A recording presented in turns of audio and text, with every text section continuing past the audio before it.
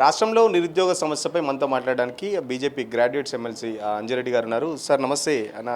ఏంటి అసలు నిరుద్యోగ సమస్యనేమో పదే పదే ముఖ్యమంత్రి చెప్తున్నారు, నోటిఫికేషన్లు వద్దు అంటూ ధర్నాలు చేస్తున్నారని చెప్పేసి ముఖ్యమంత్రి చెప్తున్నారు. గ్రౌండ్ లెవెల్లో మాత్రం నిరుద్యోగులు రోజుకొక పోరాటానికి సిద్ధమవుతున్నారు. నిరుద్యోగుల విషయంలో కడుపు మంటే ఎవరైనా నిరుద్యోగం ధర్నా చేస్తారు, అన్నీ చేస్తారు. నువ్వు ఇచ్చిన మాట నిలబెట్టుకోవాలి. ముఖ్యమంత్రి గారిని ఒకటే అడుగుతా ఉన్నా, డిమాండ్ చేస్తూ ఉన్నా, ఏదైతే మీరు 2 లక్షల ఉద్యోగాలు ఇస్తున్నావు, 2 లక్షల ఉద్యోగాలు ప్రతి సంవత్సరం ఇస్తున్నావు, వస్తున్న ఈ ఉద్యోగాలు 100% మీరు రిలీజ్ చేయండి, నోటిఫికేషన్ రిలీజ్ చేయండి, ఉద్యోగాలు భర్తీ చేయండి. అదేవిధంగా మీరు శ్వేతపత్రం మొన్న ఏమన్నారు, 60,000 ఉద్యోగాలు ఇచ్చిన అన్నారు. ఒకటే ఒక డిమాండ్ చేస్తూ ఉన్నాం మేము, ఏంటంటే మీ గవర్నమెంట్ వచ్చిన తర్వాత నోటిఫికేషన్ మీరు ఇచ్చిన తర్వాత మీరు ఫిలప్ చేసిర్రా? మీ గవర్నమెంట్ వచ్చిన తర్వాత ఎన్ని నోటిఫికేషన్లు ఇచ్చినావు? గతంలో ఇచ్చిన ఏవైతే గత ప్రభుత్వం ఏదైతే ఉందో నోటిఫికేషన్ ఇచ్చి ఆల్రెడీ జాబు ఫిలప్ చేసే జాయినింగ్ ఆర్డర్స్ ఇచ్చిన తర్వాత కూడా జాయినింగ్ కానోళ్ళు మీ గవర్నమెంట్ వచ్చిన తర్వాత జాయిన్ అయిన వాళ్ళు అవి ఎలిమినేట్ చేసి మీరు ఇచ్చిన దాన్ని సవాల్ విసిరిస్తే దాన్ని సవాల్ స్వీకరించి రెడీ ఉన్నాం. ఏది అమరవీరుల స్తూపం దగ్గరకు వచ్చి కూర్చోమంటే కూర్చుంటాం. ఇంకేడైనా మీకు డాటాతో సహా మొత్తం ఇస్తాం, మీకు డాటాతో సహా మొత్తం ఇస్తాం, ఉద్యోగాల డాటా. ఈ డాటా ఈ ప్రభుత్వంది మొత్తం ఇచ్చింది ఏవైతే ఉన్నాయో, ఎక్కడెక్కడ నోటిఫికేషన్ ఇచ్చి ఇవన్నీ అథెంటికేషన్ ఇచ్చిన దానికి మేము సవాల్ స్వీకరిస్తూ ఉన్నాం. ఎక్కడంటే అక్కడ కూర్చొని దీన్ని మాట్లాడడానికి రెడీ.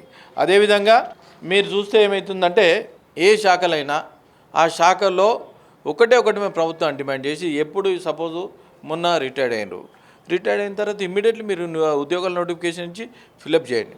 ఎప్పుడైతే మీరు ఫిలప్ చేయరో ఒక్కరి మీద భారం పడి ఒక్కరు పని చేయకుండా చాలా సమస్యలు పెరిగిపోతూ ఉన్నాయి. అదేవిధంగా సమస్యలు పెరిగిపోవడం కాదు, ఉన్న ఆస్తులు అన్యాక్రాంతాలు అవుతున్నాయి.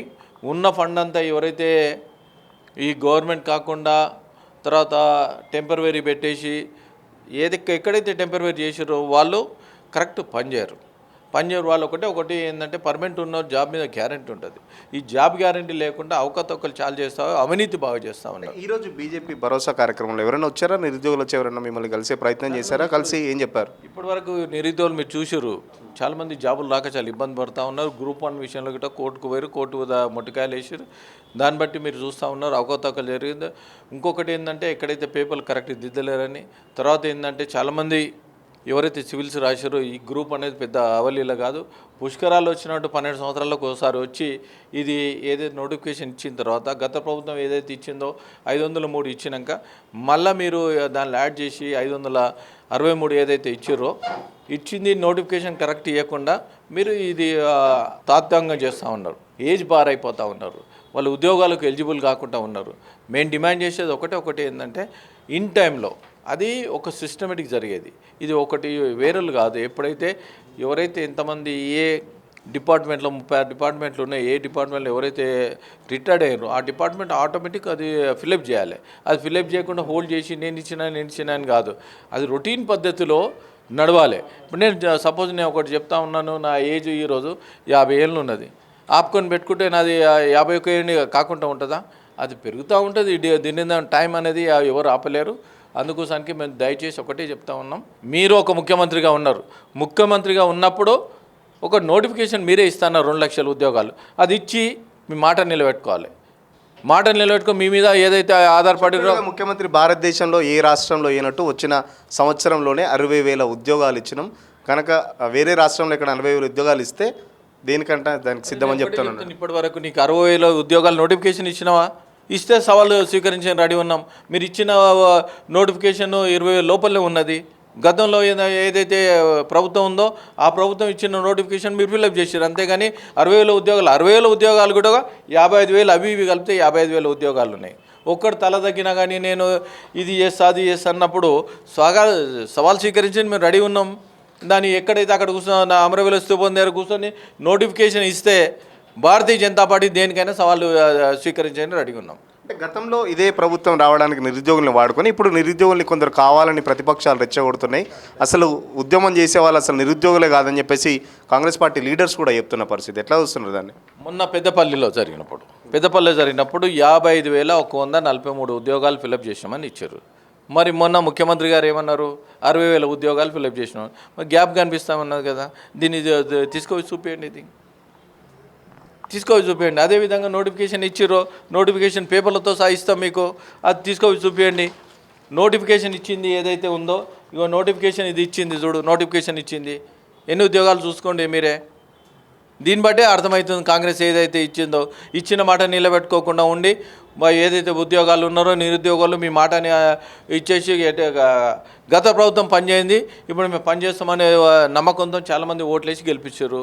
దాన్ని నీరుగారుస్తారు. మీరు దాన్ని నిలబెట్టుకోండి. ప్రతిపక్షాలు రెచ్చగొడుతున్నాయని చెప్పేసి కాంగ్రెస్ పార్టీ అంటుంది. మీరేమైనా రెచ్చగొడుతున్నారు నిరుద్యోగుల్ని? మీరు ఇచ్చిన మాట నిలబెట్టుకోమని చెప్తున్నాం.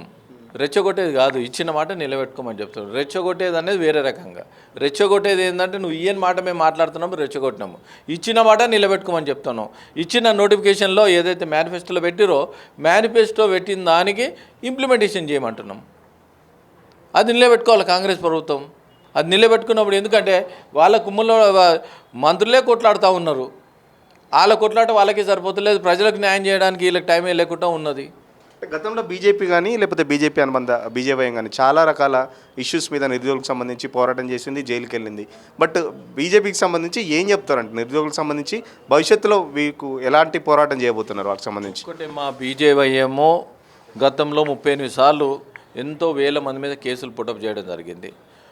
మా కేంద్ర మంత్రి బండి సంజయ్ గారు ఇంతవరకు ఈ కేంద్ర మంత్రి రోడ్డు మీద కూర్చున్న దాఖలాలు లేవు. నిరుద్యోగుల కోసానికి ధర్నా చేసిన దాఖలాలు కేంద్ర మంత్రి గారు బండి సంజయ్ గారు ఉన్నారు. ఇదొకటి నిదర్శనం. అంతకన్నా మేము ఎప్పుడూ ఇదే సవాల్ విసురుతూ ఉన్నాం. వేరే పార్టీలు ఏదైతే ఉందో, బీఆర్ఎస్ పార్టీ, కాంగ్రెస్ పార్టీ ఉంది, వాళ్ళ యువజన విభాగం ఉంది, ఎక్కడైనా కేసులైనా చూడా నిరుద్యోగుల కోసం ఫైట్ చేసిన దాఖలాలు ఉన్నాయా? బీజేవైఎం ఎన్నోసార్లు నిరుద్యోగుల కోసానికి ధర్నాలు చేశారు. నిరుద్యోగుల కోసానికి మా దగ్గర అందరూ ఎడ్యుకేటెడ్స్ ఉన్నారు. నిరుద్యోగులు వాళ్ళ పరిస్థితి ఆలోచన చేసి వాళ్ళకి ఏజ్ బారైతుందనే ఉద్దేశంతో కూడా బాగా ఫైట్ చేసి వాళ్ళకు ఉద్యోగాలు ఇప్పిస్తే వాళ్ళ ఫ్యామిలీ బాగుంటాయనే ఉద్దేశంతోనే మేము ఫైట్ చేస్తూ ఉన్నాం. అంటే నిరుద్యోగ భృతి అన్నారు, చాలా రకాల హామీలు ఇచ్చారు నిరుద్యోగులకు సంబంధించి. మరో పక్కన ముఖ్యమంత్రి చెప్తున్నారు రాష్ట్రం ఆర్థిక పరిస్థితి బాగాలేదు, అందుకే మరి ఉన్న ఉద్యోగస్తులకే జీతాలు ఇవ్వలేని పరిస్థితి, అందుకే కొత్త ఉద్యోగాలు ఏమైనా ఇవ్వట్లేదా? నిరుద్యోగుల కోసానికి వీళ్ళు ఇచ్చిన హామీలు ఏవైతే ఉన్నాయో 4,000 ఇస్తున్నారు. 4,000 ఇంతవరకు భృతి ఇవ్వలేరు. ఎవరన్నారు? మీరే అన్నారు కదా, ఇవ్వండి. మహిళలకు ఇస్తున్నారు, మహిళలకు ఇవ్వలేరు. స్కూటీ ఇస్తున్నారు, స్కూటీ ఇవ్వలేరు. అన్నీ మీరు ఇచ్చిన మాట ఏదైతే ఉందో మాట నిలబెట్టుకోమని మేము అడుగుతా ఉన్నాం. మాట నిలబెట్టుకుంటే ఇచ్చిన మాట మేము ఇంకెందుకు అడగడానికి ఆస్కారం? ఛాన్సెస్ మీరే ఇస్తూ ఉన్నారు మాట్లాడడానికి మీరే ఛాన్స్ ఇస్తారు, మీరే మాట్లాడుతూ ఉన్నారు. మాట్లాడుతుంది మేము ఏలైతే చూస్తున్నామో నువ్వు ఇచ్చిన మాట నిలబెట్టుకోమని చెప్తున్నాం. ఖచ్చితంగా ఏదైతే నిరుద్యోగులకు కాంగ్రెస్ పార్టీ హామీ ఇచ్చిందో ఆ హామీలన్నీ వెంటనే త్వరితగతిన పూర్తి చేయాలి. ఎందుకంటే గతంలో కూడా బీజేపీ చాలాసార్లు నిరుద్యోగులకు సంబంధించి బీజేవైఎం కానీ బీజేపీ కానీ కేంద్ర మంత్రి కిషన్ రెడ్డి ఆ రోడ్డు మీద బైఠాయించడం జరిగింది. సో బీజేపీ నిరుద్యోగుల పక్షాన ఎప్పుడూ అండగా ఉంటుందని చెప్పేసి ఏదైతే కాంగ్రెస్ ప్రభుత్వం ఇచ్చిన హామీ మేరకు 2 లక్షల ఉద్యోగాలు వెంటనే త్వరితగతిన పూర్తి చేయాలి. రిటైర్మెంట్ అంటే వెంటనే ఉద్యోగాలు ఆటోమేటిక్గా ఫిల్అప్ అయ్యే ఒక వ్యవస్థ తీసుకురావాలని చెప్పేసి ఎమ్మెల్సీ అంజిరెడ్డి చెప్తున్న పరిస్థితి. వీడియో జర్నలిస్ట్ కళ్యాణ్తో సురేష్ పల్లవి, టీవీ, బీజేపీ ఆఫీస్ నుంచి.